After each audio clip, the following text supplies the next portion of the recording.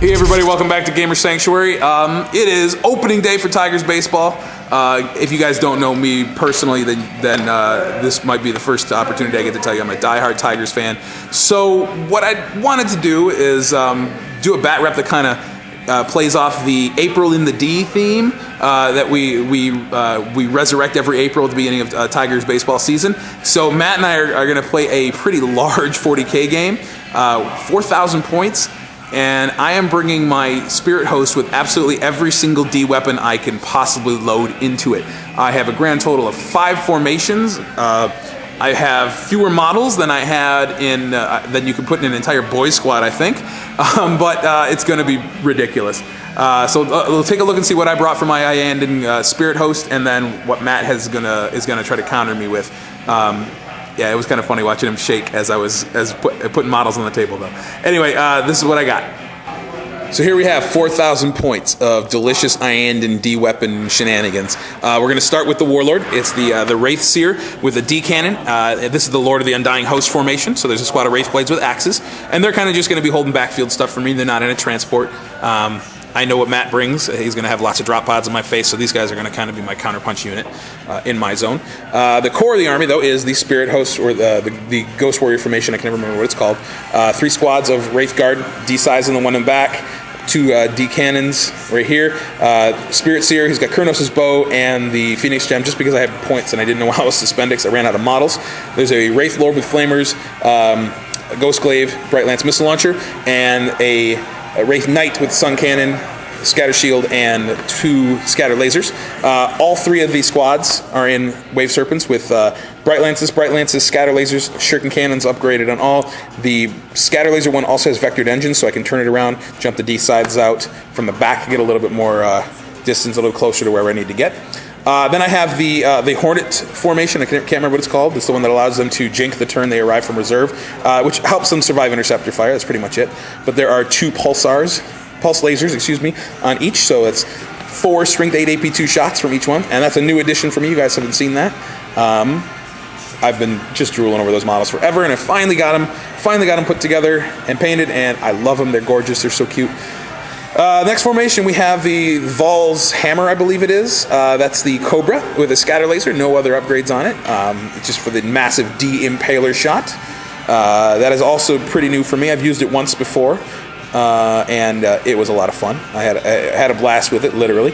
We're looking forward to dropping that massive template somewhere on the table and watching stuff die the next turn, too.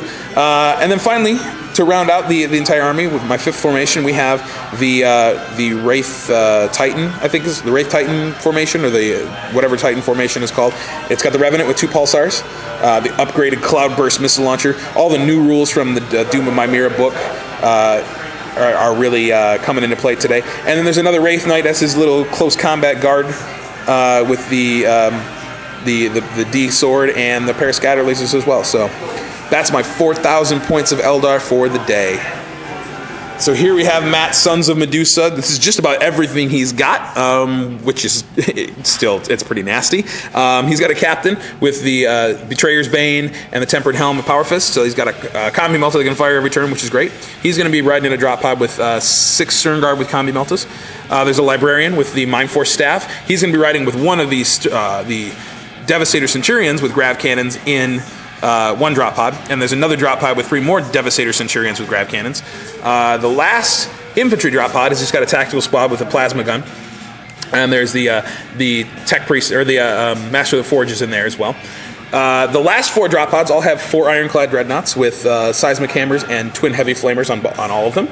There are 3 additional Dreadnoughts, 2 regulars with Las Cannons, and a Venerable with Las Cannons.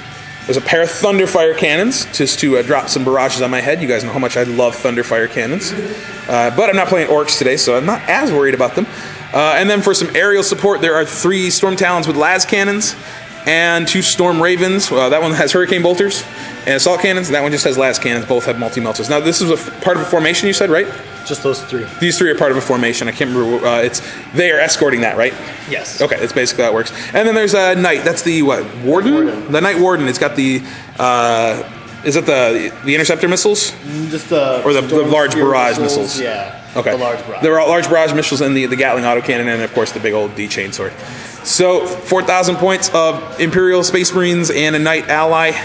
This is going to be awesome, guys. There's not going to be a lot that Matt has to deploy on the table turn 1, so I'm really kind of concerned.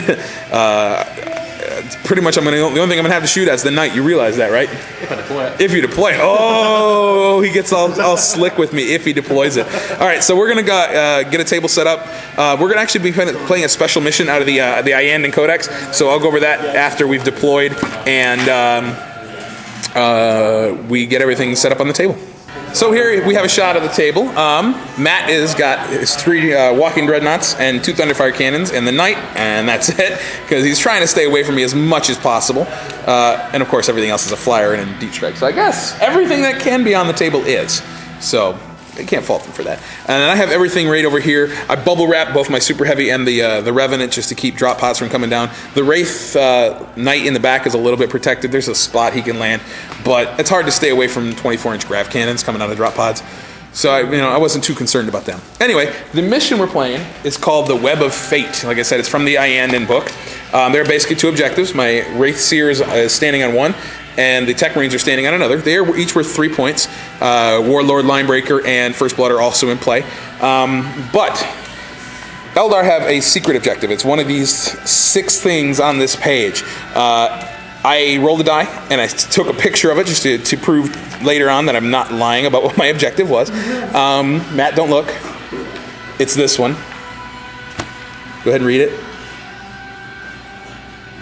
So I'm going to get points from that. And Matt still has to just try to grab the 2 objectives. So I have the first turn unless Matt can seize. We do have night fighting. You want to try to seize this on camera? Sure. All right, go ahead. Get a die. Get that 6. Bring everything down for me. You know what? I don't want to seize. You don't want to seize? All right, he wants me to go first. So I'm going to go first. We'll come back after the top of turn 1. Top of turn 1, I'm kind of moved forward with the Wave Serpents right here, and the Cobra as well is in the woods. He can't get line of sight to anybody, or he's out of range of everything because that gun's only 36 inches. So he just is going to chill in the woods. The Ghost Axes and the Spirit Seer, or the Wraith Seer, just kind of shimmied around to kind of mildly bubble wrap the Revenant and the Cobra's back. I think Matt could still possibly try to get a drop pod in there and maybe have it work. I tried to run and shoot the Wraith Knight over here, but he was just a little bit shy of the Dreadnought, who got shot by this Wave Serpent. I took off the Power Fists with the Bright Lances. But the big news, of course, was the Revenant doing what Revenants do and dropping 4 Strength D templates on the Thunderfire Cannon battery, targeting this guy right here, so I hit the Knight as well. I direct hit all 4 shots. Even then, I only managed to roll a single 6, and you can guess where that 6 ended up. So the Knight got blown up with 12 hull points worth of damage, and both the Thunderfire cannons are gone, and that Tech Marine took a wound. I rolled 3 2s for my D3 wounds on that squad and failed to kill him. Anyway, First Blood for the Knight. We still can't argue with that, I guess. So we're going to go into the bottom of turn 1, see if Matt's drop pods can get some sweet, sweet vengeance on some of my Lords of War. So first turns against Matt are always incredibly stressful because drop pods are fun, especially when there are 2 squads of Centurions and a squad of Combi Melt of Vets coming down on you. So there was just enough space left for him to be here without being an inch away from everything, because we're measuring to the Titan on the top part of the base, the top circle, not the bottom. So anyway, was able to get the Combi Meltas in here, the Dreadnought over there, Centurions over there, and Centurions right here. So these guys shot at this Wraith Knight, dropped him down to 2 wounds, so that was pretty good. That was the first thing he did. It got me a little nervous. The Dreadnought tried to heavy flamer the Wraith Guard, but that never works out well, because toughness 6 and 3-up armor is pretty good. The Combi Meltas then unloaded on the Cobra. 7 hits, I made 5 invulnerable saves, and only lost 2 hull points to melt a gunfire. Lost another one to a las cannon later in the turn from the Dreadnoughts back over there. And then I got worried because Matt tried to drop my Warlord, my Wraith Seer, with the other squad of Centurions. I was failing cover saves like crazy because I got cover from the drop pod plus night fighting. And I only made 3 of the 8 that I had to make, but then I made, it was 8, 7, 6, something like that. I had to make a whole bunch. I only made 3 of them, but then I made a whole bunch of Feel No Pain rolls because he got Feel No Pain up in the Psychic phase last turn, and he only lost 2 wounds, so he's okay. And everything else in my army is pretty good too. So we're going to counterattack Matt's drop pods and taken into the top of turn 2. Top of turn 2, that was kind of a weird turn for me, I have to say.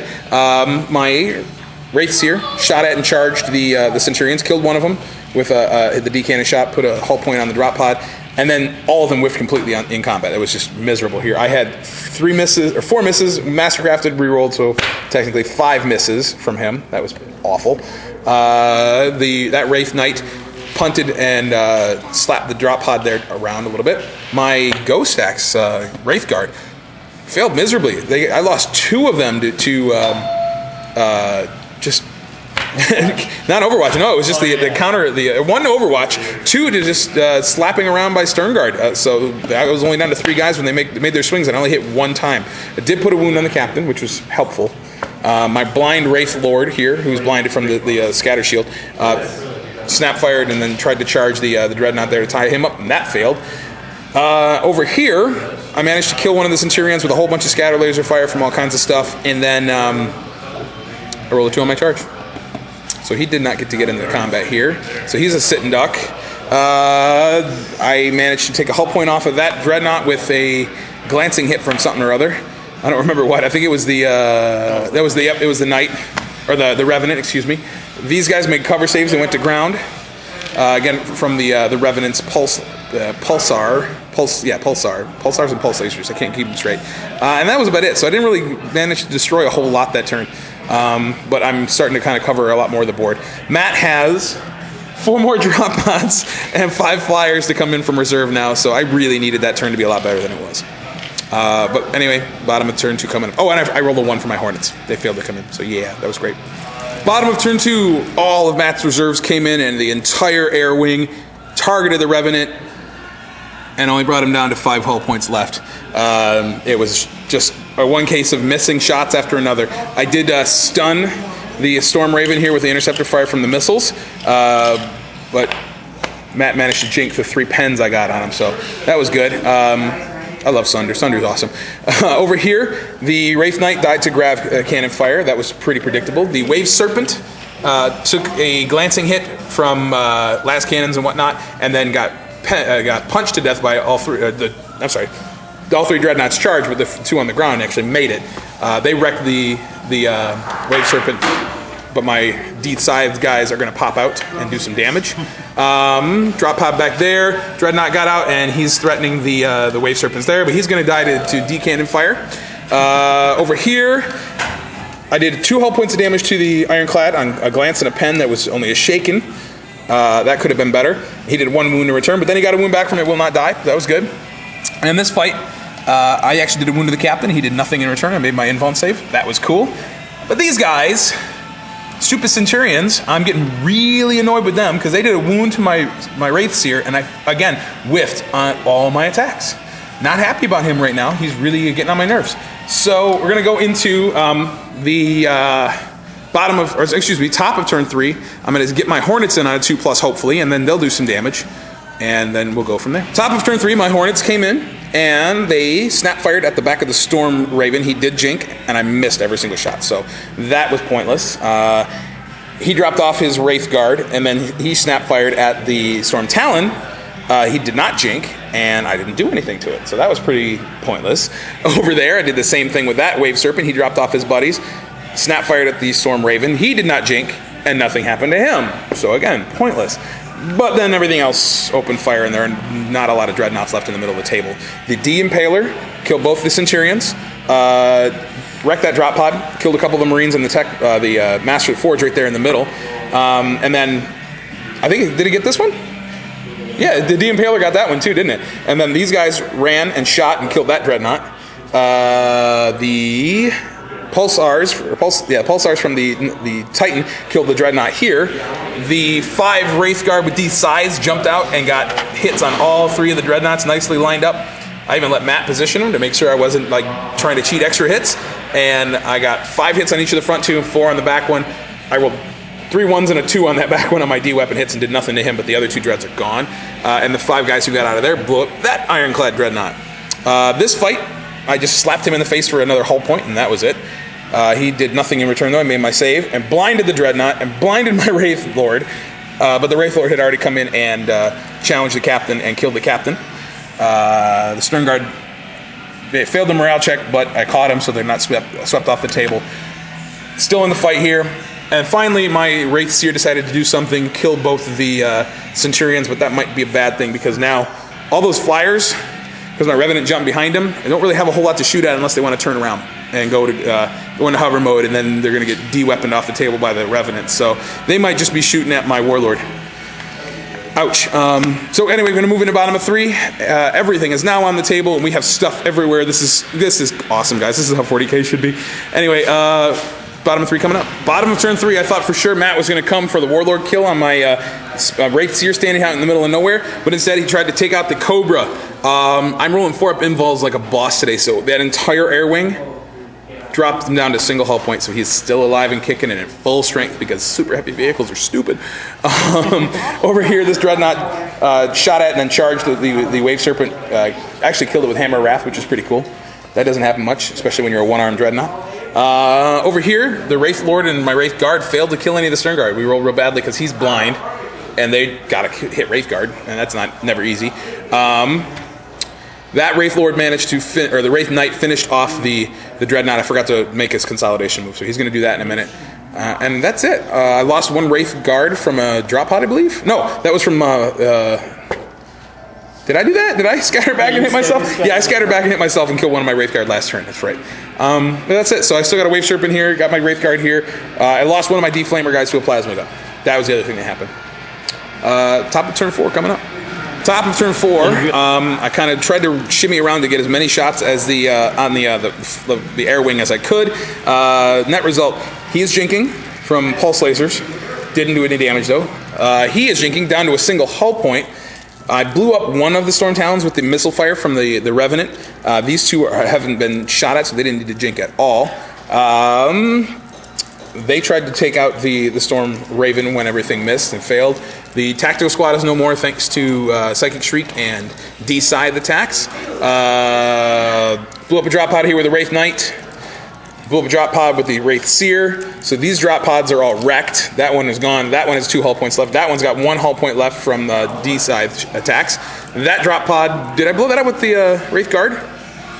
No, they blew up the Dreadnought. Yeah, so that one's still good. I tried to hit it with that with the pulsars from the Knight or the Titan, and I rolled double 1s on my damage roll, so that wasn't good. I did manage to kill off that pesky Tech Marine who had 1 wound left, sitting up there in the tower though. Bottom of turn 4 is coming up. Matt's got, like I said, a lot of jinking flyers, but still got a lot of firepower to bear on me. He's going to try to bring that thing down this turn. I think. Maybe not. Who knows? And I forgot to mention the Wraith Lord killed one of the Stern Guard, but their buddies managed to kill off the last of the Wraith Blades. So still not totally sold on Wraith Blades. Not quite. I don't think they're quite as useful as the Wraith Guard, that's for sure. Bottom of turn 4, one of my Wraith Guard was killed with the Deathwind launcher. 3 of the guys from this squad, I'm sorry, 2 more died from this squad because of plasma guns and the Storm Talons twisting their turrets around to shoot them down. Why did the Storm Talons twist around to shoot the turrets instead of shooting at the Wraith Seer? Because the Wraith Seer died from the Storm Raven. It snap fired its assault cannon and managed to kill it. Rolled a 6 on a rending wound and I couldn't make a save or feel no pain. Unfortunately for me, that was my secret objective. So Matt got an extra D3 bonus points for killing him, which is he only rolled a 1, so it's 2 victory points for Warlord, giving him 2 plus. There's a big gap right here where this Storm Raven came down and shot its las cannon. Actually, shot the multi-melter with Machine Spirit. I made the invuln save, of course. And then the las cannon snap fired and he got it on the twin link, and I couldn't make a save. Lost the last hull point. Only one of the Marines died in the explosion. That was it. So that gave him a bonus victory point because of the formation. So right now I have 2 from First Blood and Warlord on Matt for killing his captain over here, and he's got 3 for killing the Cobra and my Warlord right there. So I need to take the objective. I need to take both objectives to try to keep this game even remotely close. Top of turn 5, the Hornets came around and shot down the Storm Talon that was sitting right there. It crashed and burned that way, did nothing. The hovering Storm Raven got shot down by the Wave Serpent's Bright Lance. That was good. That other Storm Raven is jinking, and it lost a hull point from scatter laser fire from the Wraith Knight. Just a lucky glance. I'm sorry, no, that was the Sundering cloud fire missiles from the Titan that did it. Speaking of the Titan, he blew up the drop pod that was sitting there in the ruins, and managed to kill 2 of my Wraith Guard after one wild scatter. The Wraith Guard, before they did that though, blew up that drop pod, so that pod is actually gone. Are there any drop pods left? Nope. Nope, all the drop pods are gone finally. I did move him close enough to contest the objective here, and I am holding that objective over here with my Wraith Lord and my Wraith Knight. But Matt's got these 2 flyers who are both jinking, and he's going to try to do something with them to try to contest. I think he's going to just go into hover mode and contest and hope the game ends, and it's a 3-2 victory for him. Actually, it'll be a 4-3 victory because we will both have line breaker also. But he's praying for that Eldar turn 5 end game. So we're going to play out bottom of 5 and see how it goes. So the game is over after turn 5. Matt decided to take his Tech Marine down from the ruins and charge the Knight because the unwieldy whatchamacallit, the servo harness is an initiative 1, and the Titan is at initiative 4. I went first, my 2 attacks, I hit him once, wounded him, and he rolled a 1 for his save, because we couldn't find anywhere where it says that the super heavy walkers ignore armor saves, just like gargantuan creatures, so apparently my Knight doesn't have an AP value on his close combat attacks, but when you roll a 1 it doesn't matter. So he insta-killed him with a strength 10 stomp, and then consolidated back and grabbed that objective. The only thing that Matt tried to do, he put both of these in hover mode, and because they were jinking, snap fired a lot at my Titan to try to bring it, at least knock some hull points off, and they came down here to contest this objective, and it would be heavily contested. I would have an easy chance to clear it with the Wraith Knight and the Wraith Lord standing there, but we're going to call it at the bottom of 5, and that's it. So as it stands, I own 1 objective. I got 2 bonus victory points for First Blood. 3 actually, First Blood, Warlord, and Linebreaker. So that's 6 to me, and Matt has 3. Yep, he has Warlord, plus the bonus point for the mission Warlord, plus 1 for my tank. So final total was 6 to, oh, and Linebreaker. So 6 to 4, right? Yep, 6 to 4. So good game. April in the D is the list. It's stupid. There's something like 25 D weapon shots in here, and yeah, it gets abusive real fast. But how many times do you get to put all that on the table at once? So thanks again for watching. Hope you enjoyed, and stay tuned. Probably the next bat rep we have coming up is going to be our from our Horus Heresy event day.